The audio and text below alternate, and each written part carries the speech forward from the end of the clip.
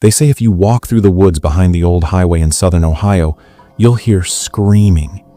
Even when you're alone, most people ignore it. Locals don't talk about it. But in 2022, a man named Eli, a freelance urban explorer from Cincinnati, decided to find out what was really back there. He never came back, but the footage from his GoPro did.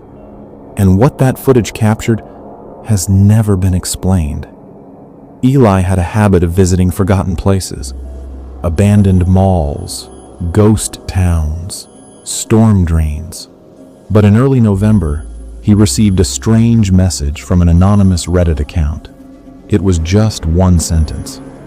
"There's an asylum buried under the hills near Route 93. No one talks about it because no one who enters comes out." There was no name, no signature, only GPS coordinates and a warning. Don't go alone. But Eli always went alone, and this time was no different. He packed his gear, left a note for his roommate, and drove toward the location just outside Ironton, Ohio, a town once famous for coal mines and now mostly forgotten. What he found was not on any map. The forest was dense. The trail marked on the GPS wasn't really a trail, more like an animal path. It led downhill into a valley where there were remnants of old fences and rusted gates, buried in vines. Eli's GoPro footage shows him pushing through brush until he stumbles upon a cement structure nearly hidden by earth. A heavy metal door was chained shut, but broken. Someone had already been there. The moment he steps inside, his flashlight flickers. The interior looked like a tunnel, damp, decaying, filled with graffiti. But it wasn't just a tunnel. As he went deeper, rooms began to appear. Old hospital rooms with rusted gurneys and peeling paint. There were beds with leather straps, drawers filled with patient files dated back to 1957. Eli whispered into the camera, "This place isn't on record.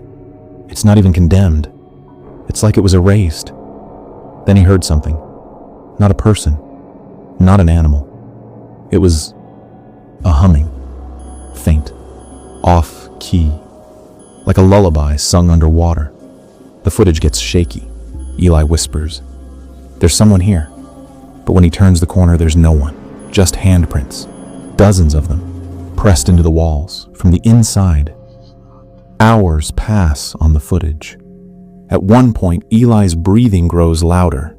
He starts saying things that don't make sense, like he's being watched, or worse, followed.